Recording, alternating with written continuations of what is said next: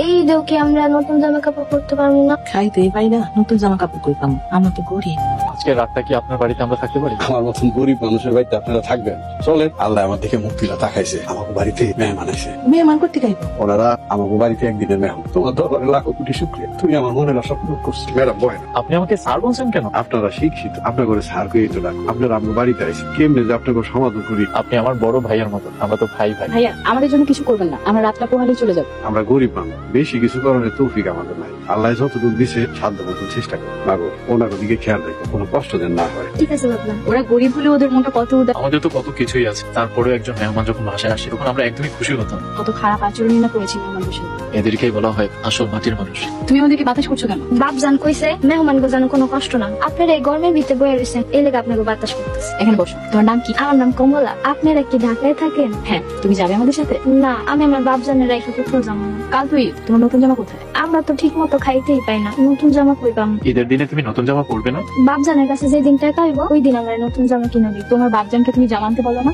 না, আম্মাই কইছে বাপজানলে জামার কথা কইলে বাপজান কষ্ট পায়, এই লেগে কই না। ঈদের দিন তুমি নতুন জামা পরতে ইচ্ছে করে না? অনেক কিছু করে, এর লেগেই তো ঈদের দিন বাড়িতে বাইরে না। কেন? কারণ সবাই নতুন জামা পরে বাইরে হয়। আমি পুরান জামা পরে বাইরে হলে কেউ আমার মধ্যে মিশতে চায় না। সবাই কয় আমি ময়লা পোশাক পরে বাইরে, তখন খুব কষ্ট লাগে। আলিম ভাই, ঘুমাই গেছো?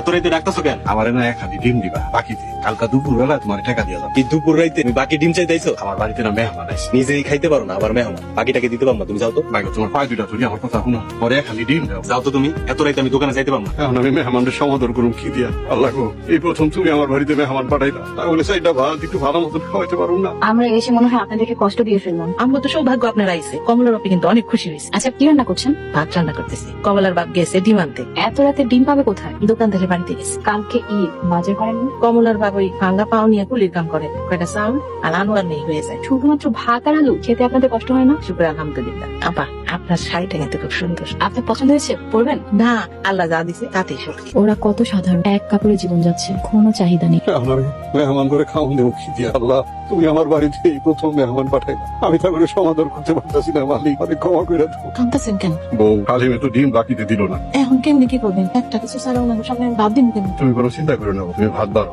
আমি আইতাছি। এখন আপনি কই যাবেন আবার? জীবনে এই প্রথম আল্লাহ আমার বাড়িতে মেহমান অতীত পাঠাইছে, যেই করেই হোক তাকে আদর আপ্যায়ন করাইতে হবে। আমি যাই। তুমি পড়াশোনা করো? আমি ক্লাস 5-এ পড়ি। খুব ভালো। তুমি বড় হয়ে কি হতে চাও? তোমার স্বপ্ন কি? আমার স্বপ্ন আমি বড় হয়ে ডাক্তার হবো। ডাক্তার হয়ে আমার বাপজানের পায়ে চিকিৎসা করাম। দোয়া করি তোমার স্বপ্ন পূরণ হোক। আমি গরিব মানুষের স্বপ্ন সহজে পূরণ হয় না। কে বলেছে স্বপ্ন পূরণ হয় না? এই যে আমরা মেহমান হয়ে আসাতে তোমার বাবার স্বপ্ন পূরণ হয়েছে। তা ঠিকই কইছেন, আমার বাপজানের স্বপ্ন পূরণ হয়েছে। তোমার স্বপ্ন একদিন না একদিন পূরণ হবে।